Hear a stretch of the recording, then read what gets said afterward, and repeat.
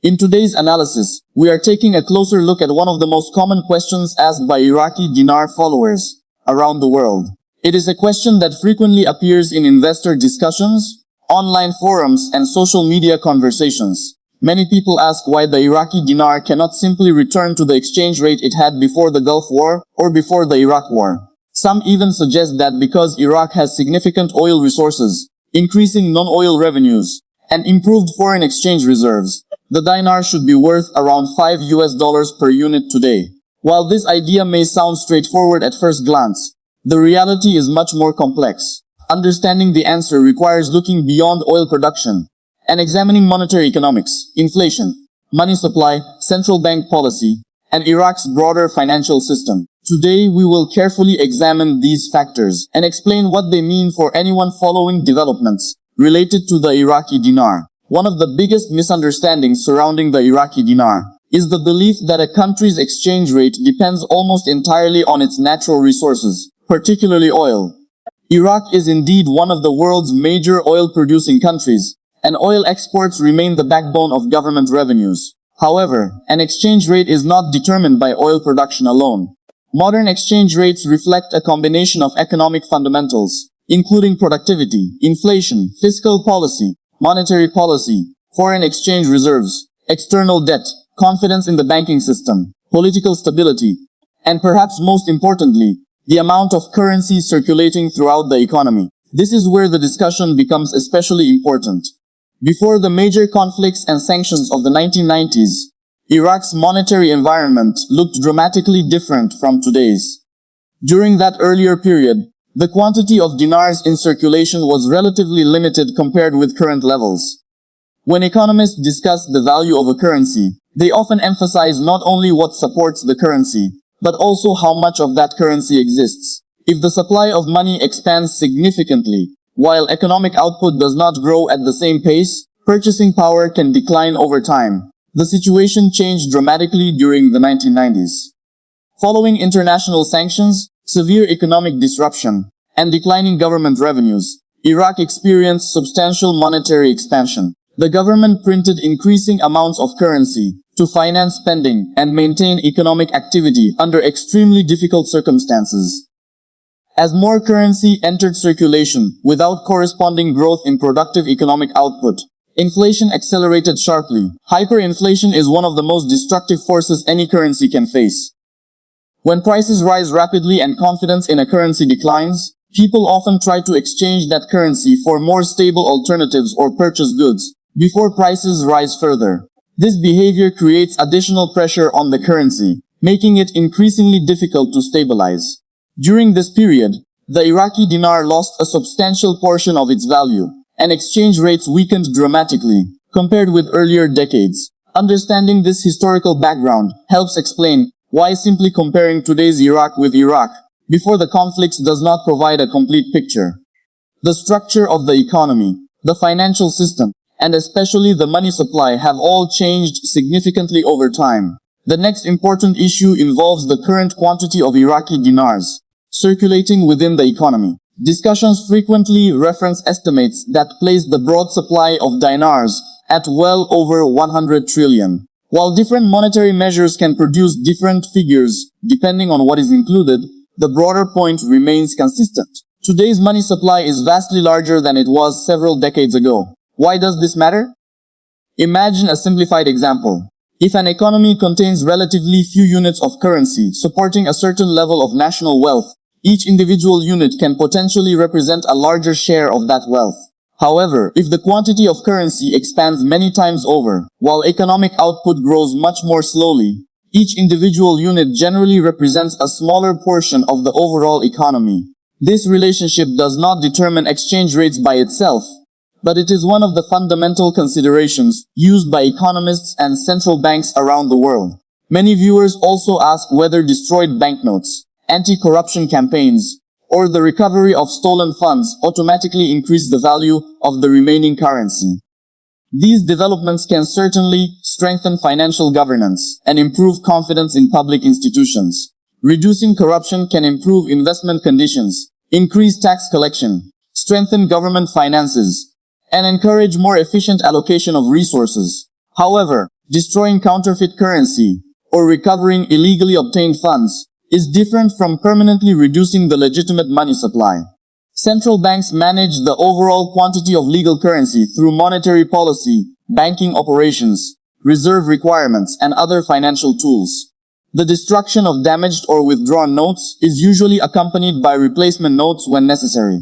Therefore, these actions alone do not automatically create a dramatic increase in exchange rates. Another important point mentioned in today's discussion concerns Iraq's growing non-oil revenues. This is actually one of the more encouraging developments in Iraq's economy over recent years. Successive governments have emphasized diversification beyond crude oil exports. Improvements in customs collection, taxation, digital payment systems, border controls, industrial activity, agriculture, logistics, and private sector development all aim to reduce dependence on oil alone. Greater non-oil revenues strengthen government finances by providing more stable income sources during periods of volatile oil prices. This can reduce fiscal pressure and improve long-term sustainability. A more diversified economy is generally viewed positively by international investors because it is less vulnerable to fluctuations in global energy markets. Nevertheless, stronger non-oil revenues do not automatically justify a dramatic appreciation in the value of a currency. Exchange rates depend on the overall balance between economic productivity, monetary conditions, trade flows, investor confidence, inflation expectations, and central bank credibility. This brings us to the role of the Central Bank of Iraq. Central banks generally prioritize price stability over achieving a specific exchange rate target. Maintaining low inflation, protecting foreign exchange reserves, supporting financial stability, and preserving confidence in the banking system are usually considered primary objectives. If a central bank were to suddenly increase the value of its currency by several 100% without corresponding economic fundamentals, serious disruptions could occur. Export competitiveness might decline, government budgets could face unexpected adjustments, and financial markets could experience significant volatility. Therefore, exchange rate policy is usually implemented cautiously and gradually, taking into account domestic and international economic conditions. Some observers point to Iraq's foreign exchange reserves as evidence that a significantly stronger dinar should be possible. Strong reserves certainly provide important support. They help stabilize exchange markets, reassure investors, facilitate international trade, and provide confidence during periods of financial stress. However, reserves are only one part of a much larger equation. Even countries with substantial reserves often maintain exchange rates that reflect broader macroeconomic conditions, rather than the theoretical maximum value implied by reserve holdings. It is also important to distinguish between exchange rate management and redenomination. These two concepts are frequently confused. A redenomination typically involves removing zeros from banknotes to simplify accounting and everyday transactions. For example, a country may replace old notes with new ones at a fixed conversion ratio, without changing the underlying purchasing power of the currency.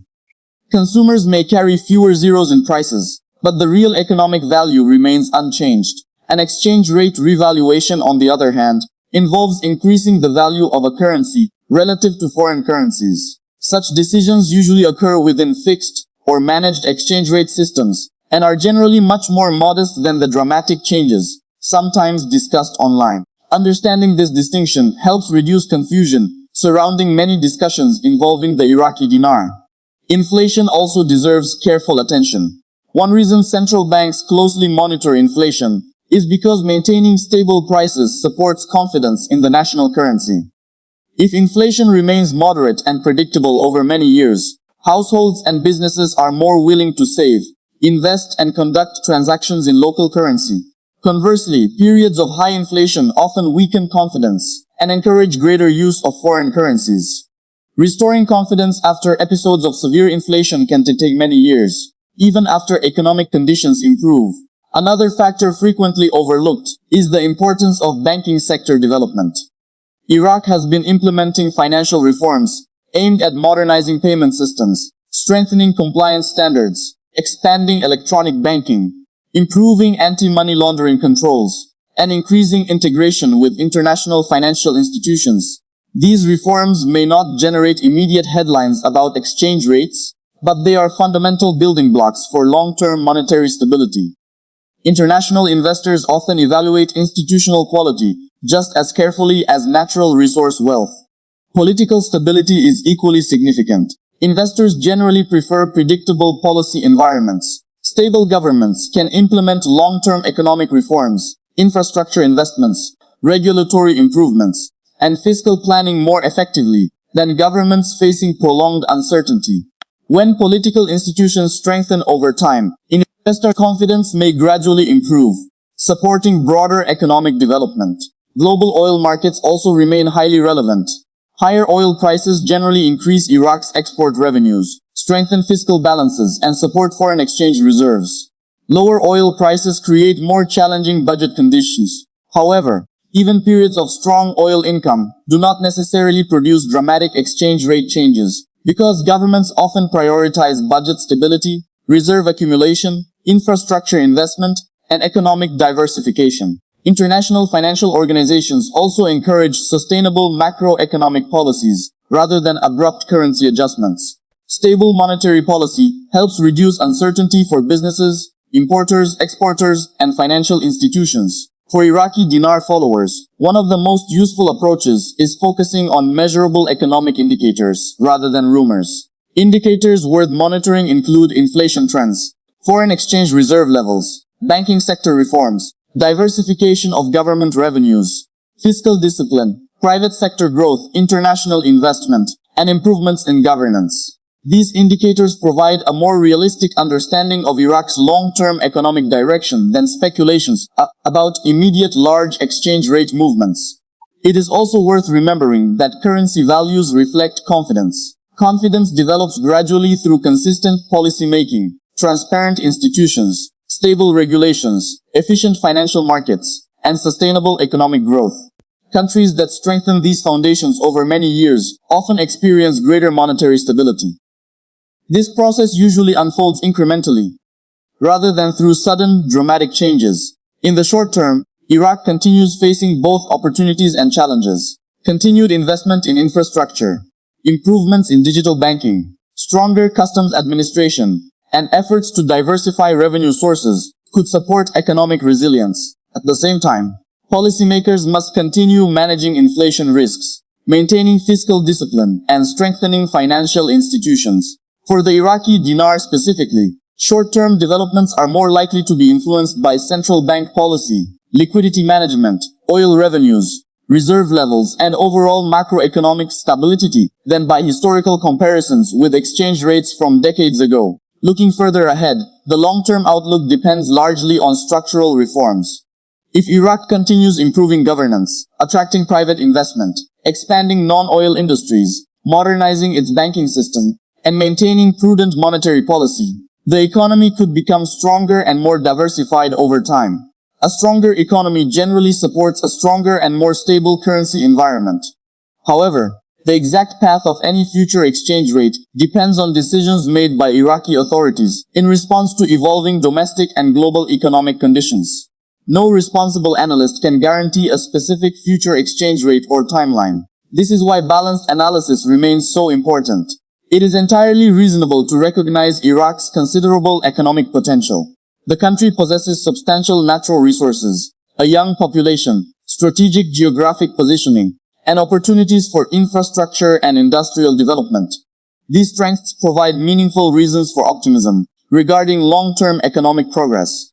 At the same time, responsible analysis requires acknowledging the realities of monetary economics, large money supply, historical inflation, institutional development, fiscal management, banking reform, and macroeconomic stability all play critical roles in determining the value of a national currency. When someone asks why the Iraqi dinar cannot simply return to levels above 3, 4, or even 5 US dollars because of oil production, the answer is that exchange rates are determined by a broad set of economic fundamentals, rather than a single variable.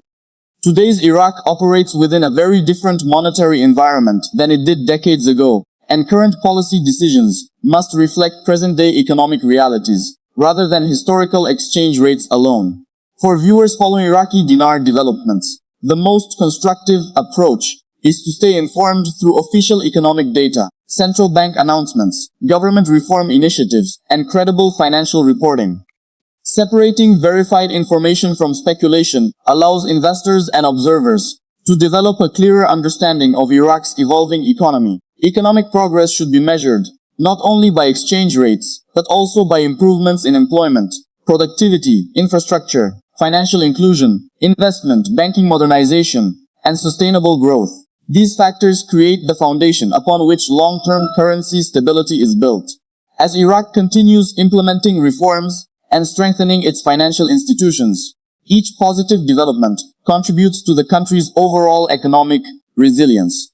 While these improvements may not immediately translate into dramatic currency movements, they remain important milestones in Iraq's broader economic journey. Thank you for watching today's Iraqi Dinar news analysis. If you appreciate responsible, balanced, and factual coverage of the Iraqi Dinar and Iraq's economy, remember to subscribe to the channel and like the video, so you never miss future updates. As always, this content is provided for informational and educational purposes only. It reflects economic analysis based on publicly discussed concepts and should not be considered financial, investment, or trading advice. Always conduct your own research and consult a qualified financial professional before making any investment decisions.